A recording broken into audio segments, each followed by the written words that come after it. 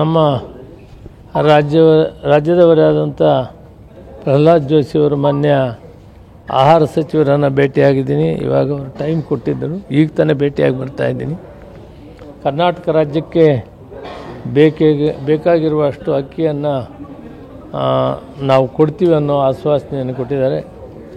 ನಾವು ಕೂಡ ಈಗ ಮುಖ್ಯಮಂತ್ರಿಗಳು ಕೂಡ ಡಿಸ್ಕಸ್ ಮಾಡಿ ನಮಗೆ ವರ್ಷದುದ್ದಕ್ಕೂ ಕೊಡಲಿಕ್ಕೆ ಸಾಧ್ಯವಾಗ್ತದ, ನಮ್ಮ ಅವಶ್ಯಕತೆ ಇರೋಷ್ಟು ಕೊಡಬೇಕಾಗುತ್ತದೆ ಅಂತ ಎಲ್ಲ ಕೇಳಿದೆ. ನಾವು ಕೊಡ್ತೀವಿ ಅನ್ನೋ ಮಾತನ್ನು ಹೇಳಿದ್ದಾರೆ.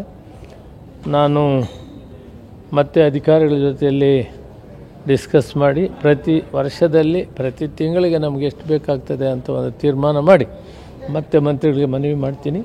ಅಕ್ಕಿ ಕೊಡ್ತೀವಿ ಅಂತ ಹೇಳಿದ್ದಾರೆ. ಅವರಿಗೆ ಧನ್ಯವಾದಗಳು. Okay sir, thank you. ಎಷ್ಟು ಬೇಕಾಗ್ಬೋದು ಸರ್ ಈಗ ಹೆಚ್ಚುವರಿ ಕೊಡೋದಕ್ಕೆ?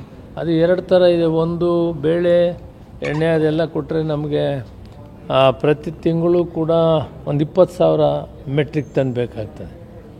ಅದರಿಂದ ಅಕ್ಕಿ ಬೇಕಾಗ್ತದೆ. ಅದು state cards, state BPL cards. Central government 5 kg ಕೊಡ್ತಾ ಇದ್ದಾರೆ. ಆ ಕಾರ್ಡ್ಸ್ ಬಿಟ್ಟು ನಾವು ಇನ್ನಷ್ಟು ಬಂದಿದ್ದನ್ನು ನಾವು ಕೊಡ್ತಾಯಿದ್ದೀವಿ, ಕೇಂದ್ರ ಸರ್ಕಾರ ಕೊಡಲಿಲ್ಲ. ಅವರೊಂದು ಲಿಮಿಟೇಷನ್ ಇದೆ. ಆ ಲಿಮಿಟೇಷನ್ಗಿಂತ ಮೇಲೆ ನಮಗೆ 13.5 ಲಕ್ಷ ಕಾರ್ಡ್ ಬಂದಿದೆ. ಅದರಲ್ಲಿ 40 ಲಕ್ಷಕ್ಕಿಂತ ಮೇಲ್ಪಟ್ಟಿದ್ದಾರೆ. ಅವರಿಗೆ ನಾವೇ ಕೊಡ್ತಾಯಿದ್ವಿ. ಪ್ರತಿ ತಿಂಗಳು 20,000 ಮೆಟ್ರಿಕ್ ಟನ್ ಅಕ್ಕಿಯನ್ನು